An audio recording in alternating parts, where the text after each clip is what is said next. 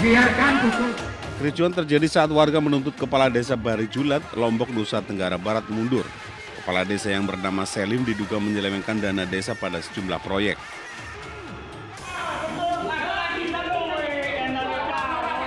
Kericuan kembali terjadi di aula desa. Warga masih tidak terima dengan penjelasan Kepala Desa terkait proyek-proyek pembangunan desa. Warga menuding ada penggelembungan anggaran pada proyek gorong-gorong dan pembangunan gapura yang menelan biaya ratusan juta rupiah. Banjir merendam permukiman warga di Desa Purwadana, Karawang, Jawa Barat setinggi hingga 2 meter. Banjir mencapai atap rumah warga dan memutus akses jalan desa. Petugas gabungan pun mengevakuasi warga yang ingin mengungsi keluar wilayah. Banjir ini disebabkan meluapnya Sungai Citarum dan Cibeet. Sementara di Desa Kadipaten Majalengka, Jawa Barat, 4 rumah warga rusak dan tak layak huni usai diterjang banjir.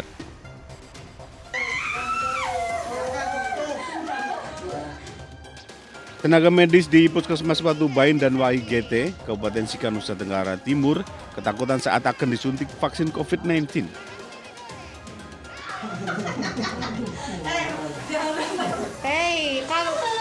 Akhirnya para tenaga kesehatan lainnya pun membantu agar rekannya tetap divaksin.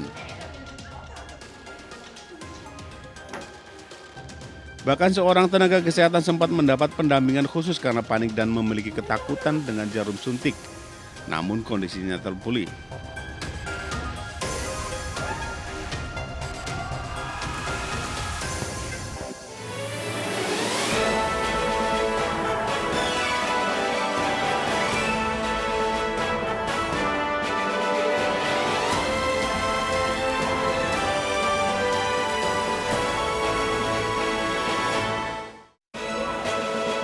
Petugas sita 258 kg sabu dalam kemasan teh Cina dari kurir sabu jaringan internasional.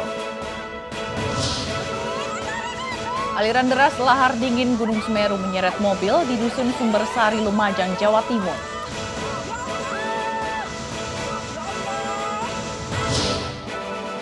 Bentrokan pecah di Beirut, Lebanon. Massa menuntut pembebasan para aktivis yang dipenjara sejak bulan lalu.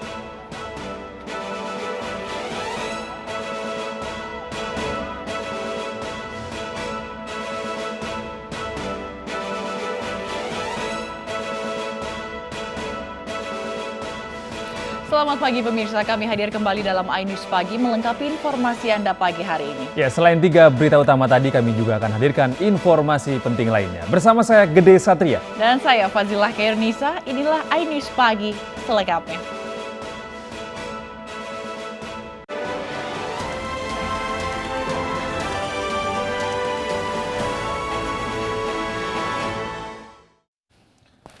Pemirsa, Badan Narkotika Nasional mengamankan truk yang membawa 6 drum ganja. Modus pelaku memasukkan ganja dalam paralon dan disimpan dalam drum berisi minyak nilam layaknya lemang.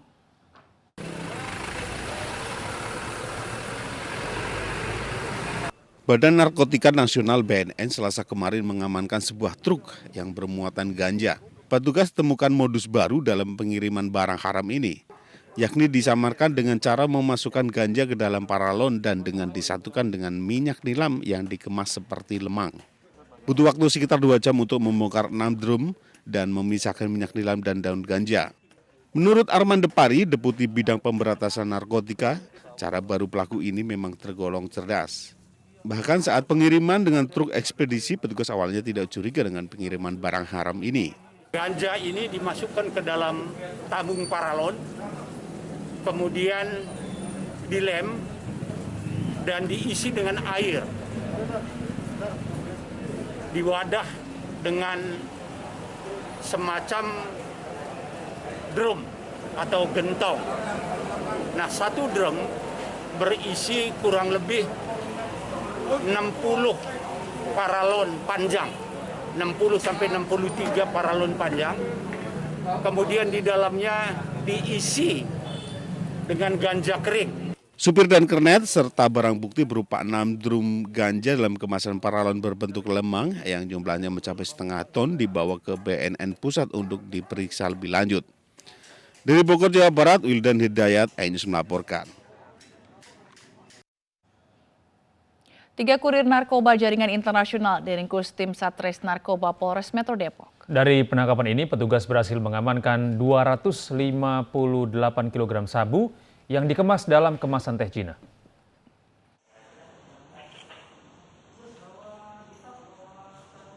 ...258 kg sabu diamankan petugas Satres Narkoba Polres Metro Depok dari 3 tersangka jaringan internasional di salah satu rumah sakit di kawasan Pekanbaru Riau. Penangkapan 3 kurir ini hasil pengembangan kasus di bulan Januari dengan barang bukti 44 kg sabu di wilayah Padang, Sumatera Barat. Atas penyelidikan itu, tim Satres Narkoba Polres Metro Depok yang dipimpin oleh Kasat Narkoba Polres Metro Depok AKBP Aldo Ferdian langsung bergerak ke lokasi di wilayah Pekanbaru Riau. Di Pekanbaru Riau, petugas berhasil mengendus pergerakan tersangka dan melakukan penangkapan. Selain mengamankan 3 pelaku kurir, 258 kg sabu yang dibungkus dalam kemasan teh Cina, petugas juga mengamankan 2 unit mobil yang digunakan oleh para pelaku dan sejumlah barang bukti lainnya. Dan penghargaan yang setinggi-tingginya kepada Kapolres Depok dan Satuan Reserse Narkoba Polres Depok yang telah melakukan pengungkapan kasus narkoba yang spektakuler. Jumlahnya cukup fantastis, ada 258 kg sabu. Polisi masih memburu 1 tersangka yang merupakan pemasok. Ketiga kurir sabu tersebut terancam pasal narkotika dengan ancaman hukuman mati. Dari Depok, Jawa Barat, Iyung Rizky, iNews melaporkan.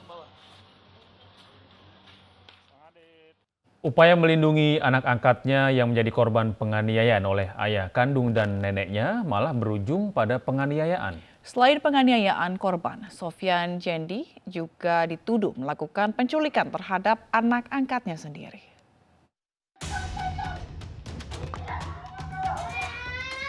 Usai menjadi korban penganiayaan, seorang ayah angkat melalui kuasa hukum kembali mendatangi Polda Metro Jaya untuk menanyakan soal pelaporan yang sebelumnya telah dibuat. Penganiayaan ini terjadi karena sang ayah angkat, Sofyan Jendi, dituduh melakukan penculikan terhadap anak angkatnya yang justru diketahui menjadi korban penganiayaan oleh ayah kandung dan neneknya. Penganiayaan terjadi di apartemen korban di kawasan Cakung, Jakarta Timur dan diduga melibatkan seorang polisi aktif berpangkat perwira. Tadi buka paksa, klien kami dianiaya, dikeroyok oleh oknum, ada HW, ada D, ada T, C, dan kawan-kawan. Nah, terhadap pengeroyokan ini sudah dilaporkan di SPKT Polda Metro Jaya dan ditangani oleh unit Jatanras. Nah, kemudian yang satu lagi kami laporkan karena di situ ada oknum perwira Polri yang masih aktif, maka dibuat lagi laporan di Propam Polda Metro Jaya. Diketahui juga kondisi anak 6 tahun yang menjadi korban penganiayaan sang ayah kandung dan nenek saat ini masih mengalami trauma hingga harus mendapat pendampingan oleh petugas. Sementara untuk kasus penganiayaan terhadap sang anak telah dilaporkan di unit PPA Polres Cianjur, Jawa Barat. Dari Jakarta Selatan, Den Helmi Sajangbati, iNews melaporkan. Unjuk rasa memprotes penyelewengan dana desa di Barejulat, Lombok, Nusa Tenggara Barat ricuh. Warga menyegel kantor desa dan menuntut kepala desa yang diduga korup untuk mundur.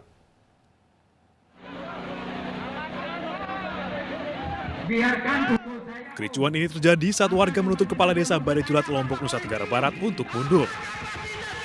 Kepala desa yang bernama Selim diduga menyelewengkan dana desa pada sejumlah proyek.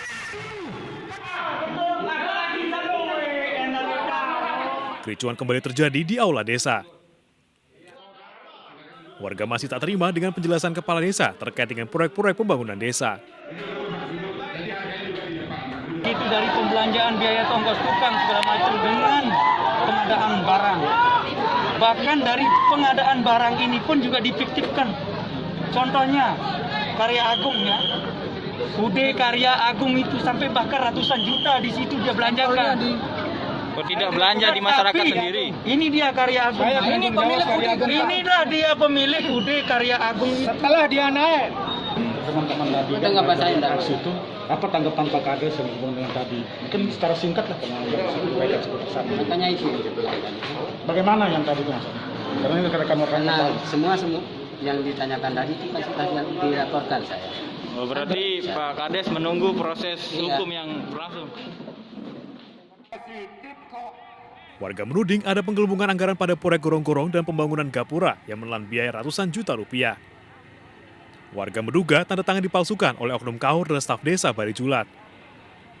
Aparat desa akhirnya mau berdialog dengan warga setelah situasi mereda. Dari Lombok Tengah, Nusa Tenggara Barat, Muzakir, iNews melaporkan.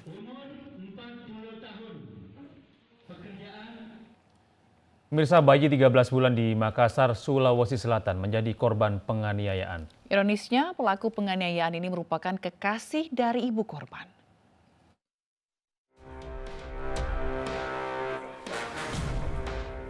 Gibran, bayi berusia 13 bulan ini dibawa ibunya melapor ke Polsek Panakukang, Kota Makassar, Sulawesi Selatan. Di sekujur tubuh dan wajah bayi ini didapati lebam dan memar bekas penganiayaan yang dilakukan oleh kekasih ibunya.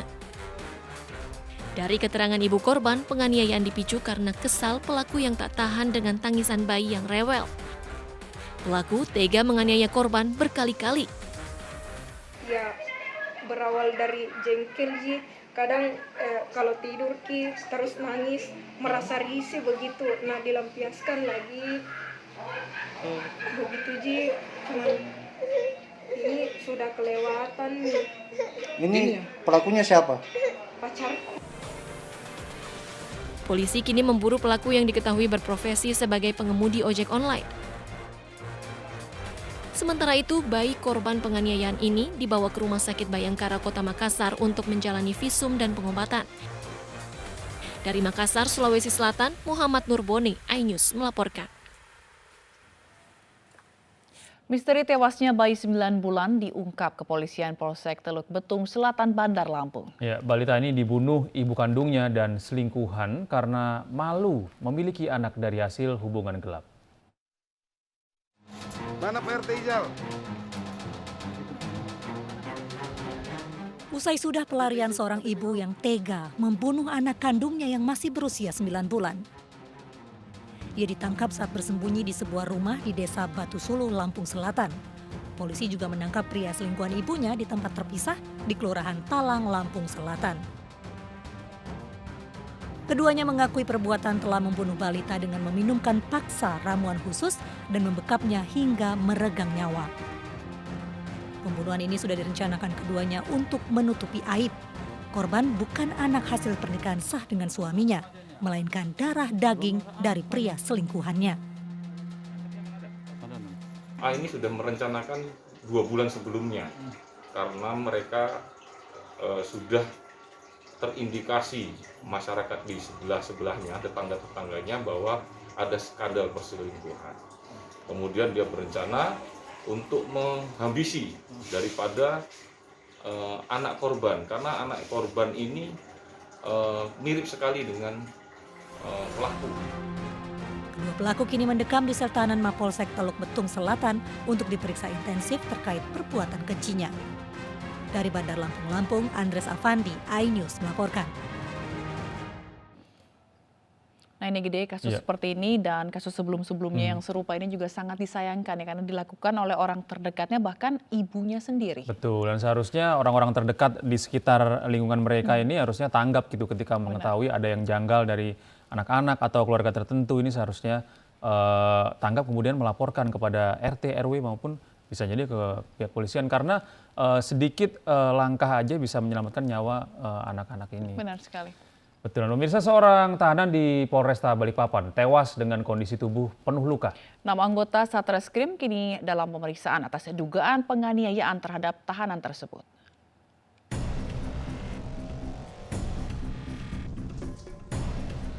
Seorang terduga pelaku pencuri handphone di Balikpapan, Kalimantan Timur meregang nyawa setelah diamankan petugas. HR dijemput petugas dari rumahnya pada 2 Desember 2020 lalu. Namun selang sehari setelah diamankan, keluarga menerima informasi bahwa HR telah tewas. Depan pintu nih Herman dipeteng. Nih, Herman ngintip begini. Herman ngintip begini langsung. Herman ngintip dengan begini. Nah, ini kan tinggi, Herman kan tinggi. Dipeteng, langsung Herman dipeteng di sini. 4 orang yang meteng Herman. Foto sini, Bu? Ya. Tewasnya HR kini dalam proses penyelidikan. 6 anggota Satreskrim Polresta Balikpapan tengah menjalani pemeriksaan oleh Divisi Propam Polda Kaltim terkait dugaan tindak kekerasan terhadap tahanan. Salah inisialnya, satu adalah AGS, kemudian RH, kemudian KKA, ASR, RSS, GSR. Jadi ada 6 orang. Itu yang diduga kuat sebagai terlapor ya, untuk terduga pelanggar. Ya, jadi yang dilakukan pemeriksaan oleh Propam itu adalah kaitannya dengan pelanggaran kode etik profesi. Jadi atur dalam Ke-6 anggota Polresta Balikpapan ini bahkan telah dicopot dari jabatannya. Ke-6-nya juga terancam pemberhentian secara tidak hormat. Dari Balikpapan, Kalimantan Timur, Mukmin Aziz, iNews melaporkan.